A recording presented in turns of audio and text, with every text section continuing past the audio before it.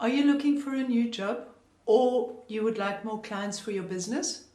Maybe you want to meet somebody to share the rest of your life with. Or perhaps you're just looking to gain clarity in certain areas. Cleaning up your messes and incompletes can help with all of these and more.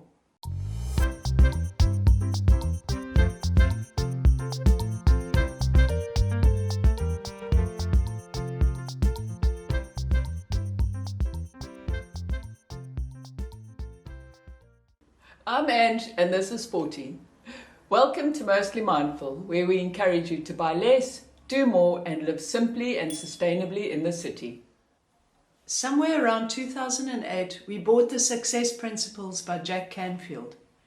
It's a huge book, bit of a doorstop, and we never finished it. But we did glean one super helpful piece of advice that's made a huge impact on our lives. What exactly are messes and incompletes and why do they matter?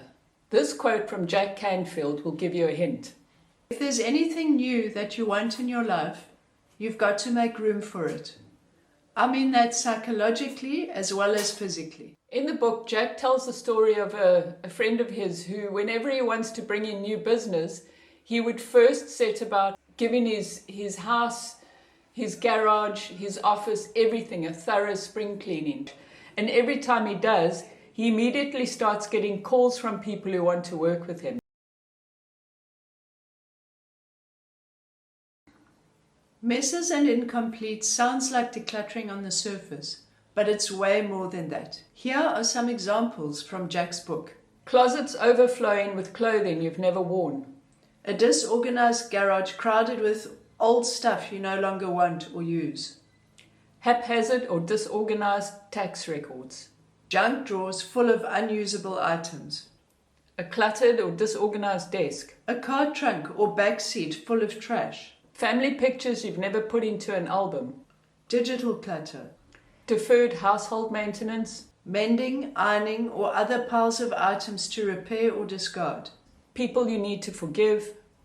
Personal relationships with unstated resentments or appreciations. Incomplete projects or projects delivered without closure or feedback. Time not spent with people you've been meaning to spend time with.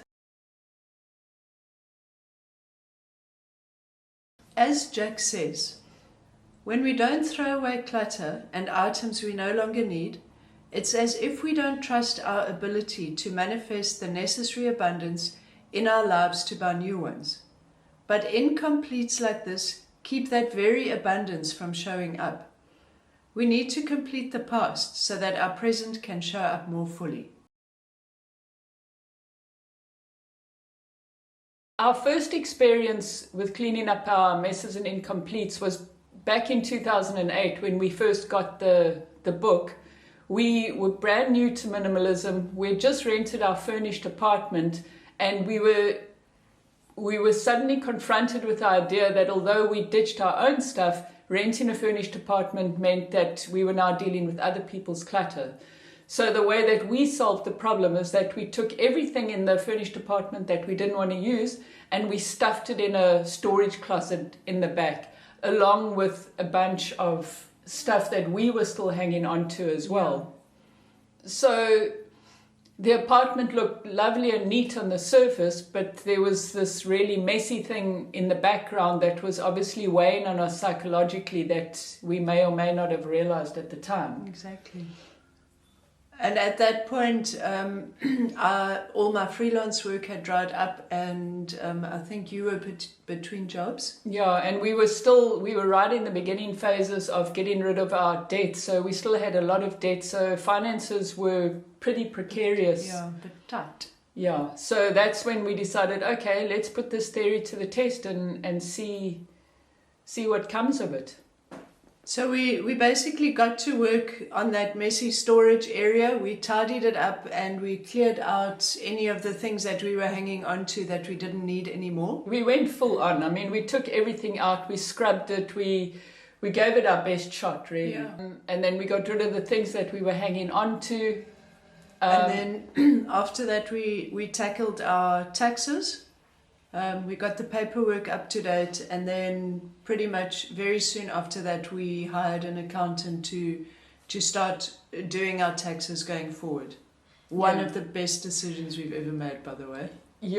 That is really, really up there. Even though at the time it was a bit tight because finances were an issue, like we said. But sometimes it's worth paying for things. And we hired that lady then, and she's been with us ever since. And I think we've barely paid tax. And we get money back every time. But yes, we digress.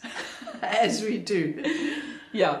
But then we basically stopped with those messes and incompletes because soon after we did that, Sporty got a job offer, and then a bit after that, I got a job offer. Yeah, so pretty much worked out. Exactly. And that's happened a few times over the years now, when we do messes and incompletes. Yeah. So for the past few months, both of us have been looking for work because, yet again, freelance work has dried up for various reasons. I guess life happens.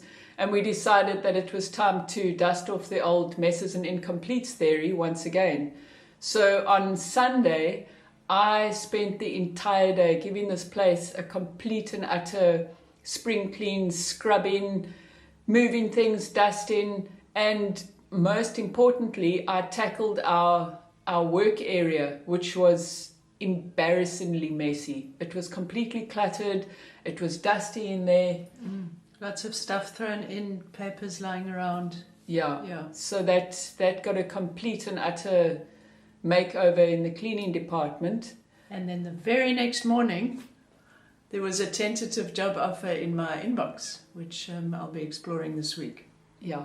So yay us. Don't need more proof than that, actually. This is what Jack Canfield has to say about the benefits of messes and incompletes. Completion boosts your self-esteem. It reminds you that you are someone who takes action and achieves goals.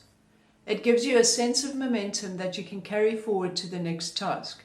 And it opens up space in your life for new things to enter. Yay, Jack. Yeah. And I mean, I think like the way I was feeling at the end of Sunday, even though it was that nice tide of being physically active all day, it's nice to have this flow of new things into your life, like new work or new clients or new whatever it is that you might be looking for.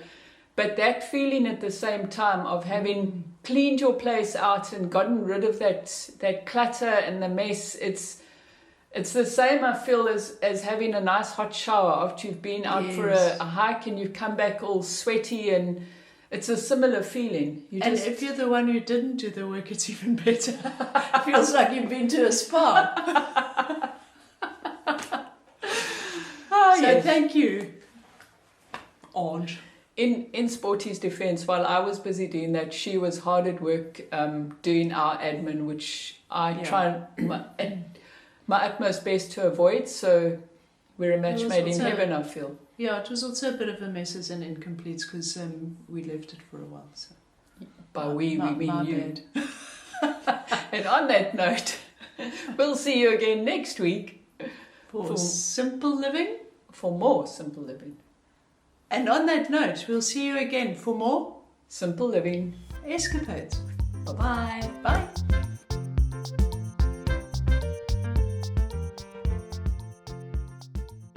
I'm Ange.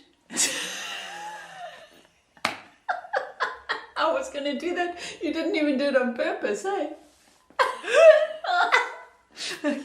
I'm Sporty, and this is Ange. Welcome to Mostly Mindful. I'm Sporty, this is Ange, and welcome to Mostly Mindful, where we encourage you to buy less, do more, and live simply and sustainably in the city. Yes. I said all the words. Sporty is the winner. Normally within days, he'd get calls and things and stuff. Maybe I should just read it and then put stuff on top and pictures and things. In the book, Jack tells a story of a friend who... Stop it now. Okay, wait. We do this properly. You're gonna shush. How old are you? 7. Even the cats left the room. In the book, Jack tells the story of a friend who, whenever he wants to bring in new business, thoroughly cleans his office, home, car, and garage.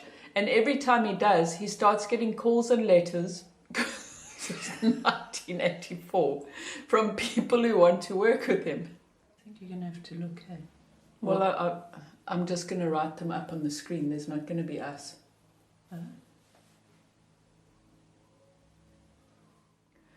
Unpaid debts or financial commitments. What's a commitment? It's when Kimani is going.